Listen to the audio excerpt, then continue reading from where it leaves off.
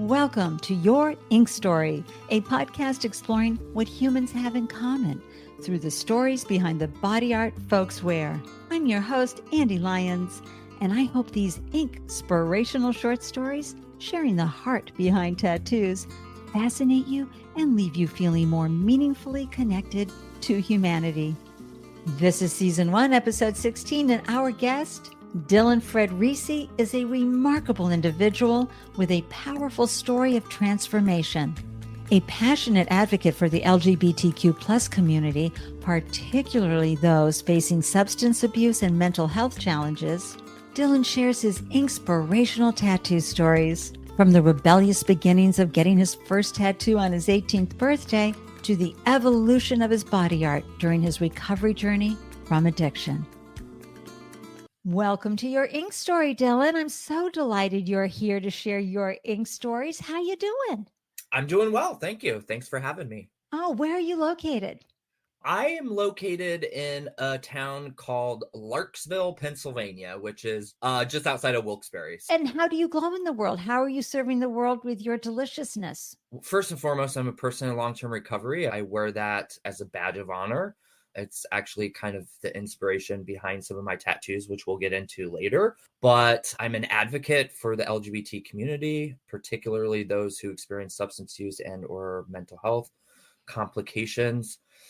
In addition to that, I'm the director of business development for a startup outpatient drug and alcohol treatment program. So I work in drug and alcohol treatment. I'm a graduate student. It's like I have so many hats, you know what I'm saying? Like founder. You're doing it all. You're doing all the things. What minute is it? And listeners, this is October, which I believe is Mental Health Awareness. And today, actually, when we're recording this on October 10th, I think it's World Mental Health Day. Yes? It is. It is. Thank you so much for your wonderful work in the world. I know you are helping people and families who are experiencing addiction in their lives. So thank you for that. So let's find out about Dylan's tattoo origin story. Dylan, tell us what inspired you to wear body art and get that first tattoo. The first tattoo I literally got on my 18th birthday. And I think really the first tattoo was just to like be rebellious, kind of. It was like, oh, the cool people wear tattoos. I was 18 at the time. I was living in Colorado, but I was in San Diego with my girlfriend at the time. And we were walking by the boardwalk in Pacific Beach in San Diego. And we strolled by a tattoo parlor. And I ended up getting her name tattooed on my ankle. That was my first tattoo. So is it still with you? Did you get it? It is. Yeah. You know, and it's interesting because that it's on my right leg. And since then, I now have pretty much a sleeve from the knee down on that leg. And they're all piecemeal. It wasn't like I had this design that I'm just going to have this sleeve. It was little tattoos kind of like added to it. And there was a period of time as I was adding tattoos to my leg where I considered covering her name. Her name was Lily Mae. And I decided not to cover it because obviously we're not together anymore. But that was an important part of my life. Absolutely. Yeah. And when you first got that tattoo, were you afraid to show it to people? You hid it under a sock? It was just between you and Lily Mae? No, I'm very much the opposite of that. That's just kind of my personality. I like to show things, and I guess you could call me a social butterfly. So tattoos have become kind of like a topic of conversation when you're meeting new people or whatever. Right. So. And listeners tuning in, I want to know, how about you? Your first time getting a tattoo? Was it 18? Was it a rebellious moment? If so, pop that into the comments. We want to know. As you went to your next tattoo and you started thinking about why tattoos, take us through that evolution. Did you start getting more curious about what to put on your body, why to put it on there, and who would be doing the honor, the tattoo artist, bringing your ink to life? You know what? I don't even know what my second tattoo was. I think it was what they call a tramp stamp. We're very familiar now with tramp stamps. Yeah, I have one of those circa 2007, probably. I was 19. So it's a tribal. Back when the tribals were like the thing to do. Yep. And that was just like convenient. I was actually in my addiction at that time, Yeah. and it was just some guy that I was using with that was a tattoo artist. And we were in a hotel and he had his equipment, and next thing you know, I'm getting tattooed Oh in my a gosh. And hotel is it in San down the Diego. lower back part of your back? Yes. Yeah. There it is. Uh-huh. Listeners, I will have either a blog post or an audio for you on tramp stamps. And then what happened next in your tattoo journey, Dylan? I think my next tattoos were in the beginning stages of my recovery. And how old were you when you started to go, okay, Yeah, I'm an addict yeah. and I'm in recovery? Yeah, I'd like to say that that was an organic thought for me, but my life was in shambles around me, and I was kind of like forced into treatment by the criminal justice system when I was 21. And between the ages of 21 and 23, I was in and out of treatment and jail a few times. And so my next tattoo I got, actually, I was in sober living still. Another convenience, one of the guys in the sober living was a tattoo artist, and he had his equipment, and he actually mama's boy on my chest. And is that true? Are you a mama's Oh, boy? yeah, 100%. Where did you grow up, Dylan?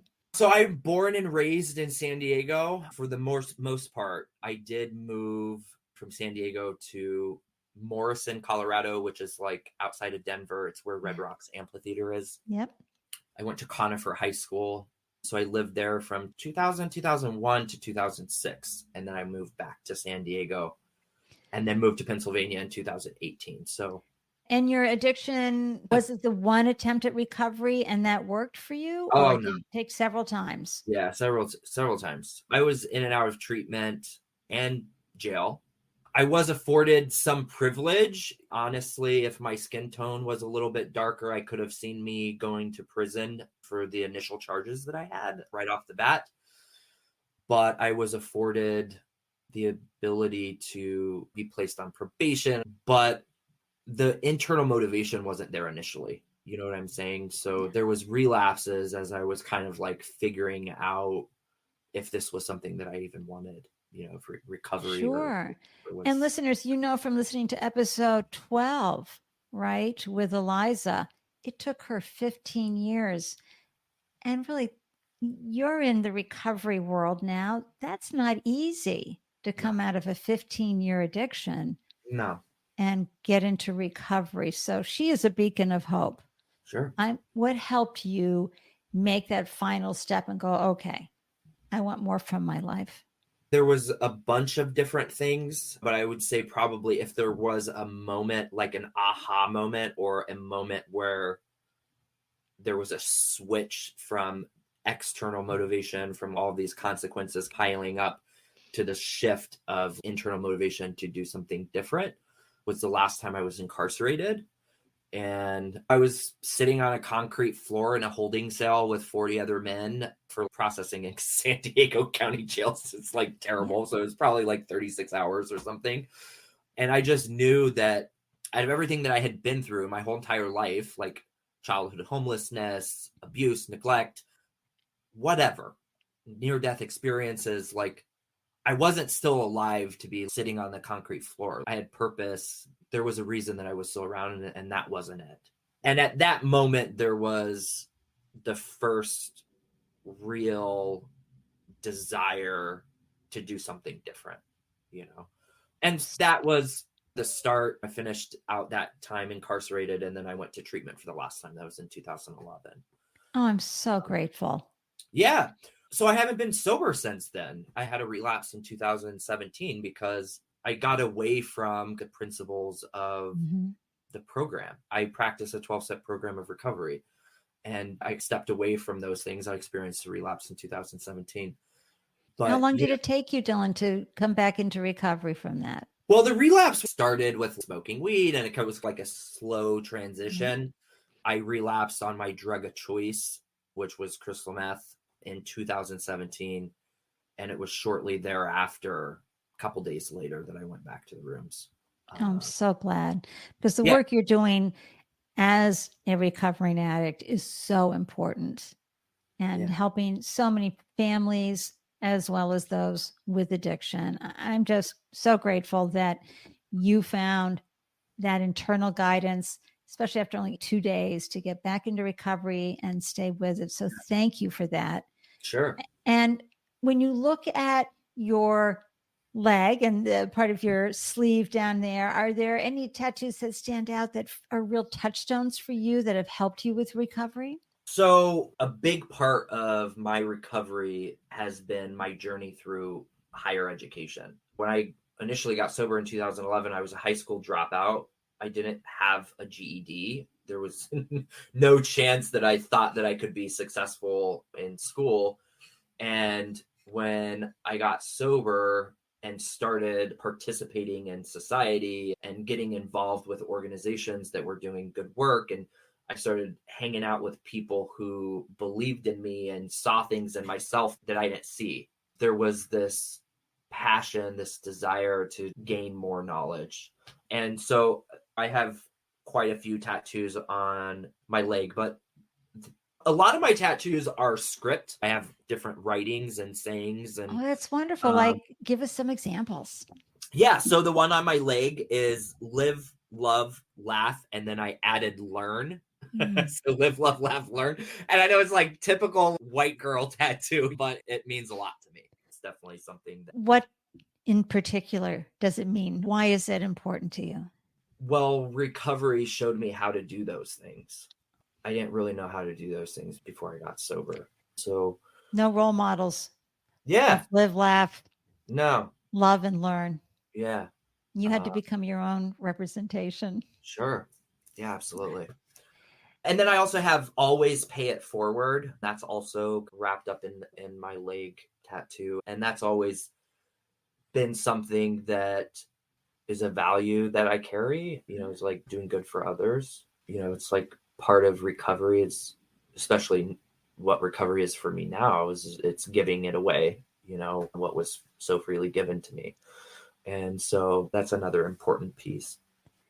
I also have astrology. I'm an Aquarius, so I have a big Aquarius down there on my leg. The symbol or the. It's the water bearer dumping out the pitcher of water. There's a globe on the bottom, and then Nice. the water is coming out of the pitcher and splashing into the water in the oceans of the globe.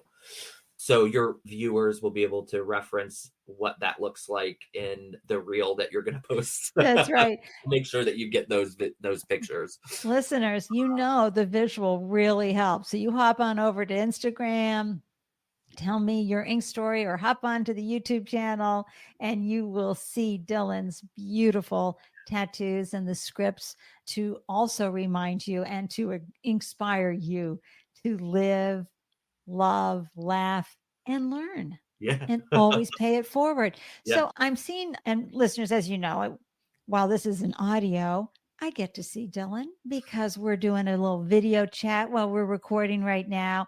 And I see some ink coming out onto your left wrist there. What's that all about? Yeah, so I also have a sleeve that I'm working on my left arm. It started actually as this one flamingo here. And what does the flamingo mean to you? So I always said that the flamingos were the bird of my people.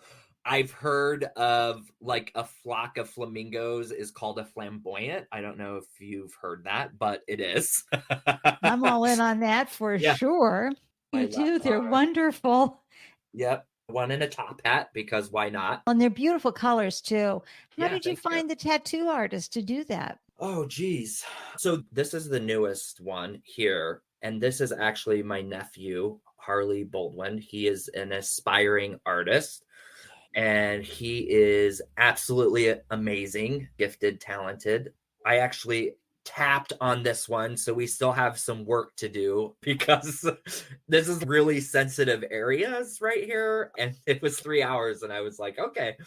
I'll be back. Yeah, so this one's actually gonna get finished probably next week. And what have you got going on? You've got a lot going on in that. This is also new. So I have the first half of the third step prayer for Alcoholics Anonymous kind of broken up. So what does it say? It says, God, I offer myself to thee to build with me and do with me as thou wilt. Relieve me of the bondage of self that I may better do thy will. Yeah. And that basically starts from the inside of my arm and goes down to my wrist.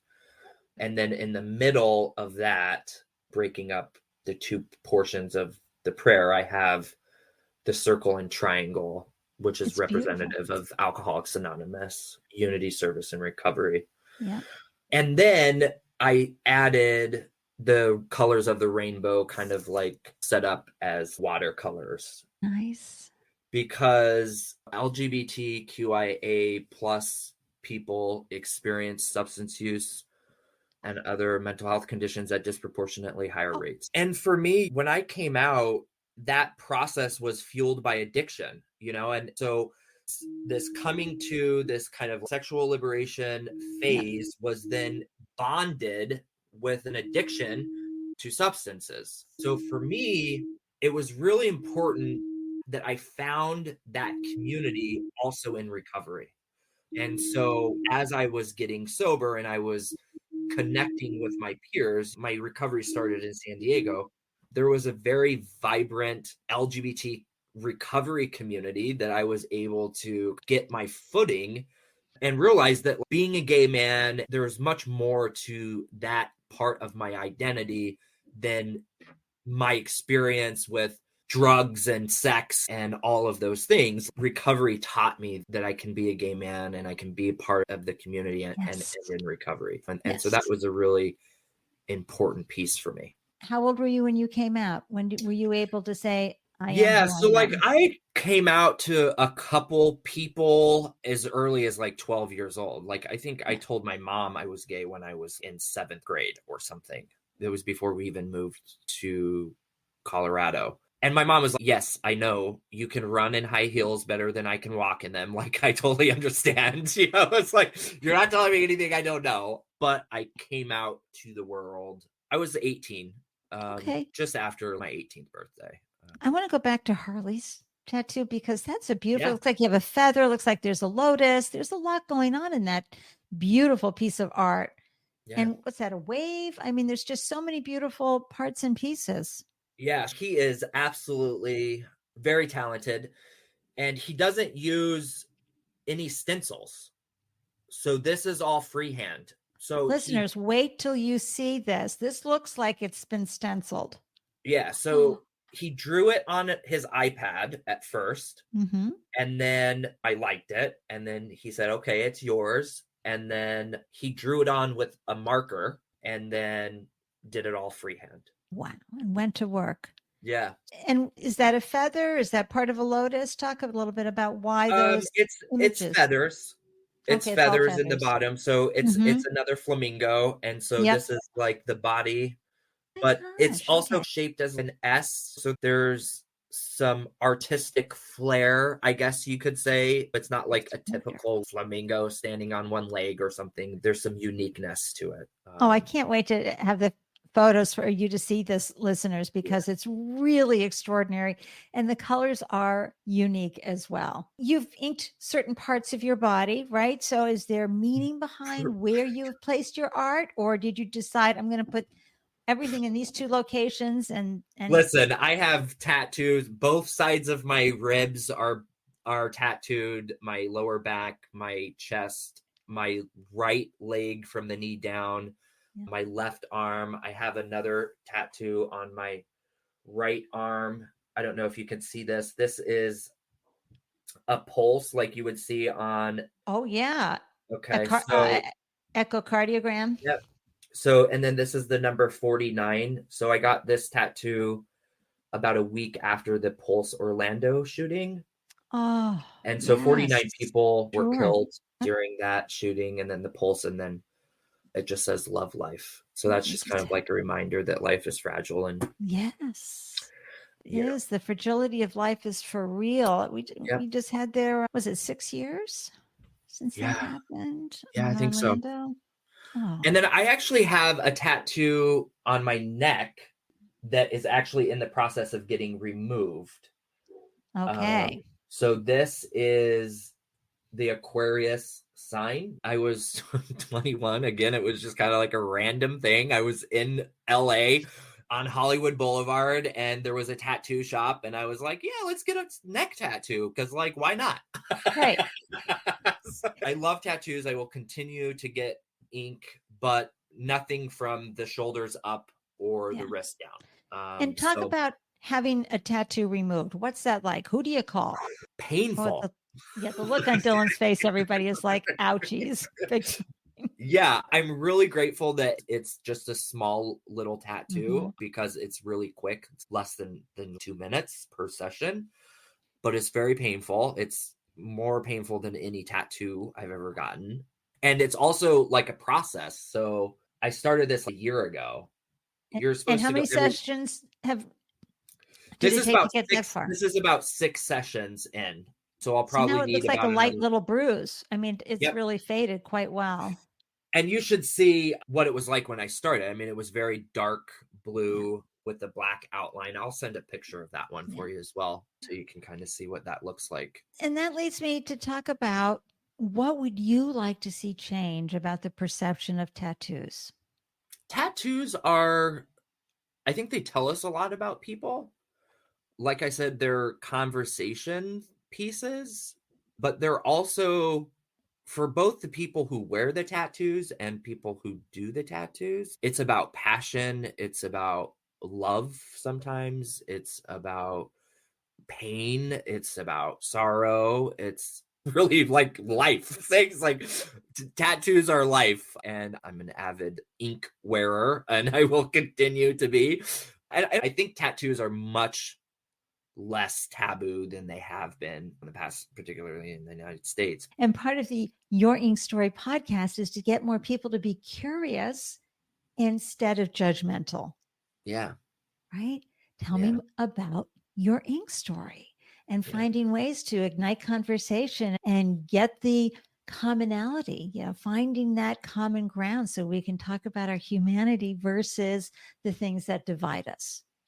The whole process of getting a tattoo that's being fully expressed, you will look back on and say, okay, that was that time in my life and that was important. I was just gonna say, just like the tattoo, for example, the Lily May. Lily tragically lost her life this last summer. She So struggled sorry. with substance use and mental health her whole adulthood, and they found her body. And I'm really grateful that I never covered that tattoo because I was Yeah, close to covering it when I was getting the work done on my leg. And I'm very grateful that I never did that.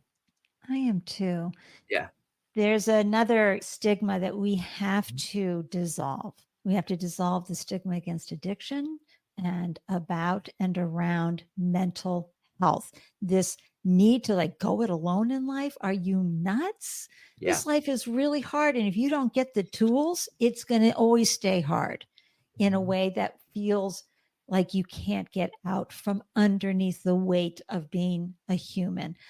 But the mental health process gives you the tools, it gives you the words, it gives you emotional literacy, it gives you more love and acceptance. It helps you with all the different internal family system voices going on inside of you that are yabbering away. There are tools that can help you. What thoughts do you have for listeners, Dylan, since this is your field, especially around addiction, that folks can take away with them on how to manage the mental health in their life? You don't have to do it alone. There's a whole army of not only professionals, but there's a whole army of people who are there ready and willing to take your hand and walk you through the recovery process. And I think for families, particularly, families are a lot of times, specifically with substance use, there are a lot of times people don't understand how families have been impacted. And there's a whole army of families and people ready to help you walk through this. So, Wonderful. Thank you for that. You are not alone. Listeners, share that far and wide. Yeah. We are here to help each other walk through this life. And we were talking earlier about the fragility of our human journey, and things can happen out of the blue. And it's absolutely okay to find those folks who can help you specifically, who you feel aligned with. So I'm so grateful for that, Dylan. And I'm so grateful for you coming on the podcast and sharing your beautiful ink stories with us. And Thanks for having me. Oh, your inspirational insights about your beautiful tattoos and the heart and the reasons behind your tattoos. It really does bring us closer together. I know folks are feeling even more connected with you and others in their life who may be facing addiction or who are in recovery, thanks to not just your beautiful tattoos, but your wonderful stories behind the ink that you have on your beautiful body. Thank you. Thank you for listening to this episode of Your Ink Story. Please rate and review this podcast wherever you are tuning in. And if this episode inspired you, please share it so we can all feel more connected through our common humanity and lived experiences. If you or someone you know would like to share a meaningful ink story on the podcast, please send me an email, Ande@yourinkstory.com, along with a brief description. Feel free to share your thoughts about this episode via a voicemail message by visiting yourinkstory.com. And when you get to the website, just tap the podcast mic icon located in the lower right-hand corner of the screen and leave your message. Until next time, I'm wishing you a delicious day everywhere you glow. Cheers.